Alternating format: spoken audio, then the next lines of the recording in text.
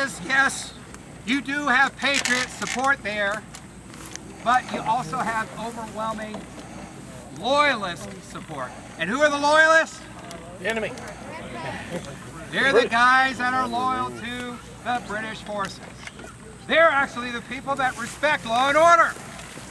Unlike us rabble-rousers who decide that we are going to declare our independence. Right? How dare we? So in December 1778, with enough manpower at their disposal, the British Navy and Army landed on the shores and crossed over the bluffs at Savannah, and they captured Savannah, ending liberty there. These infidels, these British infidels, began gradually, over time, consolidating their forces to the point where they had the confidence and the manpower to march gradually their units into the South Carolina Low Country. And over really a 2-year time period, they faced off against other Patriot Whig militia forces in the Low Country, fighting and skirmishing. Somewhat of a stalemate for the most part, but gradually the British units began to get the upper hand. And by the spring of the year 1780, spring of 1780, the British Navy blockaded the port of Charlestown. Charlestown is the New York of the South. It is the most important southern port in the South. All right? That was the first primary target.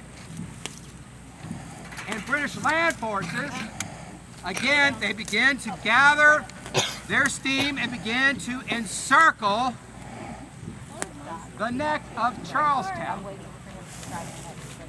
They gradually forced their way closer and closer to the peninsula. Meanwhile, the overall commander of the Southern Army, a man named General Benjamin Lincoln, no relation to the president, by the way, he had summoned all of the Patriot forces, all the Continental armies of the Southern Army, to Charlestown to defend Charlestown. And also included a substantial number of Whig militia forces from North Carolina and some from South Carolina. And what had happened was it got to the point where in early May, British forces from the harbor began to bombard the city of Charlestown. The terrified residents of Charlestown begged and pleaded with Lincoln to surrender their forces.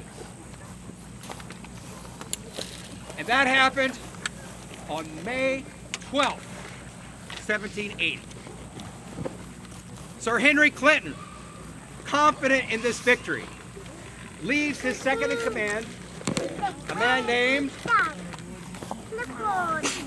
come on, say it with vigor, Cornwallis, right, Lord Charles Earl Cornwallis, right, gosh, tough crowd today, in command to kind of sweep up the remnants of resistance in the Low Country and through South Carolina.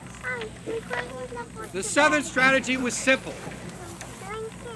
Go in through the weakest colony, Georgia. Take Georgia. Then capture Charlestown. And in South Carolina, in the Low Country, and in the upstate of South Carolina, to recruit Loyalist allies into the British Army to enforce and reinforce their personnel. And then they thought, like a domino theory, that gradually they would be able to move up into South Carolina and South Carolina would fall, that would leave them a corridor to go into North Carolina. And gradually, by recruiting allies, so they thought, recruiting allies, that once they took North Carolina, the next objective was to go where? What's the state above North Carolina? Virginia. Virginia. The importance of seizing Virginia is you seize the food supplies as well as a significant base of support for the Patriot cause. That was the conventional, simple approach to the Southern strategy. Now, today, in hindsight, we can look back and say, no big whoop.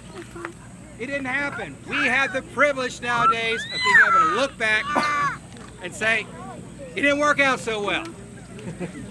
But at the time, people did not know what was going to happen.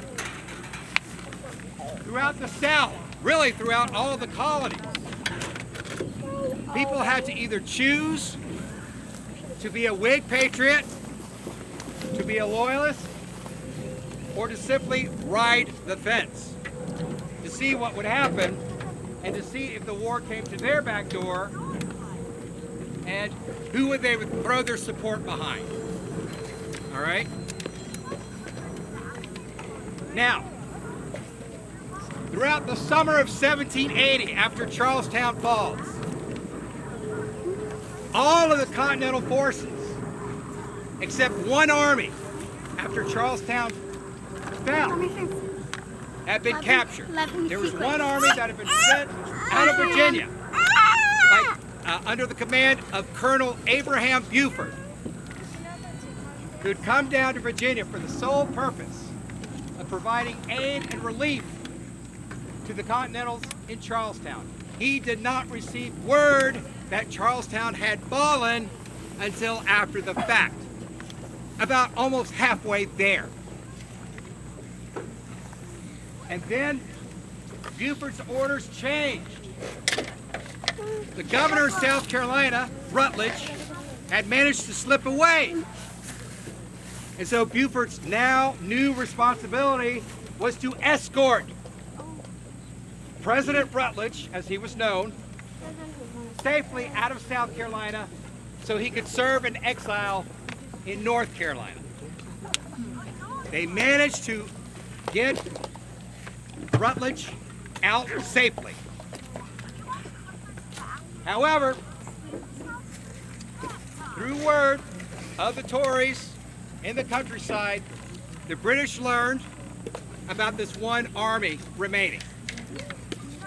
And in late May of 1780, there was a horrific battle that was fought in the Waxhaws, just 60 miles to the south in South Carolina. It was a horrific battle between, has anybody seen The Patriot? Who's the bad guy in The Patriot? Yeah, Cornwallis is a bad guy, but what's the guy in the green coat? Tarleton. Right, Tarleton, Bloody Bannister Tarleton.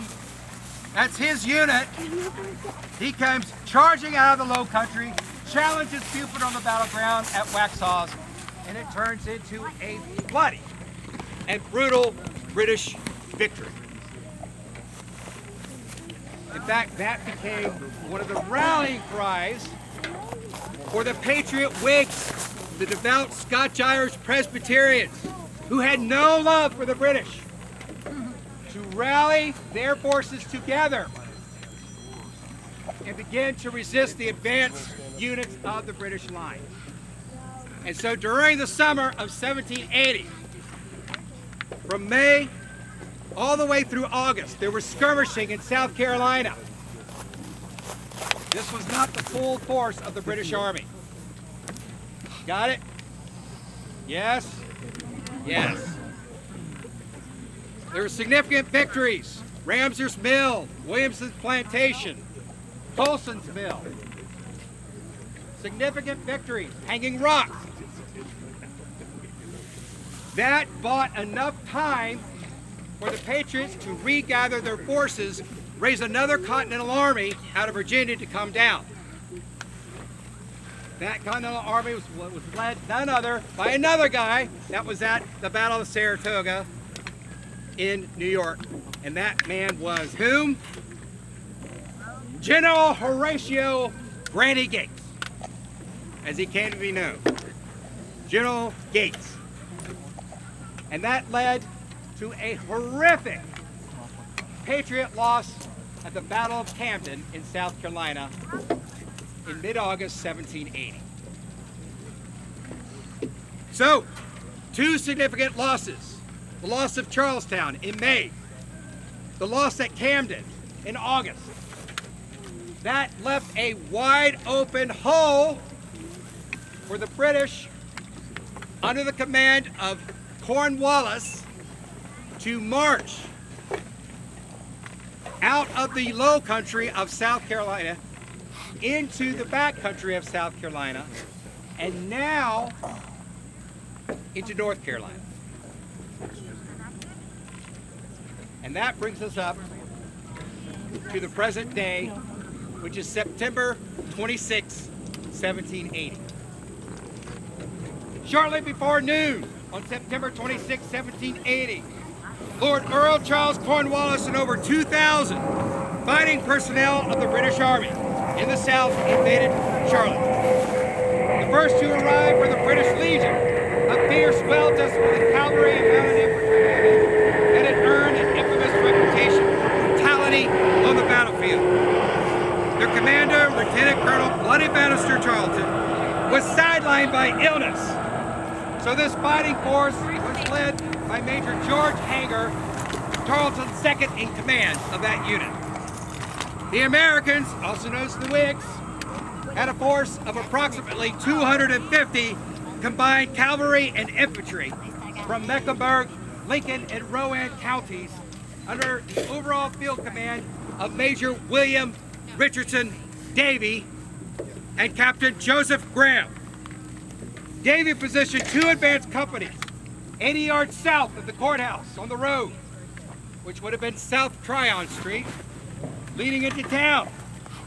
Companies at the courthouse, the intersection of Trade Street and Tryon Street, that's where the courthouse is, and a reserve line on the road north of the courthouse, behind the courthouse, which would have been North Tryon Street. According to British and American narratives, the British Legion's cavalry unit, led by Hanger, was the first to charge into town and were surprised when the Whigs stood their ground and fired upon them, causing them to retreat. According to Davie, the Legion cavalry charged and repulsed 3 times before the British Legion's infantry forces gained ground on the 4th time, forcing the Whigs to retreat. Skirmishing and brutal hand-to-hand fighting between Whig and British forces continued out of Charlotte for at least 1 hour before the Whigs managed to slip away and British forces were recalled to Charlotte. Casualties were relatively light on both sides. According to Graham, 4 Whigs deceased: Lieutenant George Locke and Colonel Lindsay of Georgia, who was a refugee. 2 privates, and 10 according to Davie. British 12 non-commissioned officers wounded, including Major Hanger, Captain Campbell, and Captain McDonald. Though British accounts characterized the battle itself as trifling, it was significant for various reasons. Technically, it was a British victory, but the battle was planned as a tactical retreat by the Whigs that was designed to delay, not stop, the advancing British army from advancing further north to Salisbury, which was really the Charlotte of its day, forcing the dreaded British Legion into retreating again on 3 separate occasions. That instilled a sense of confidence in the Whig militia that they could temporarily withstand one of the most professionally trained armies of Europe using specific tactics. The battle also galvanized the resolve of the local Scotch-Irish Presbyterians, again, who had no love for the British. Cornwallis explained in a letter to one of his subordinates that he expected that the army would be welcomed as liberators when he crossed the border. Instead, he received stiff resistance. Any questions? Well, next week,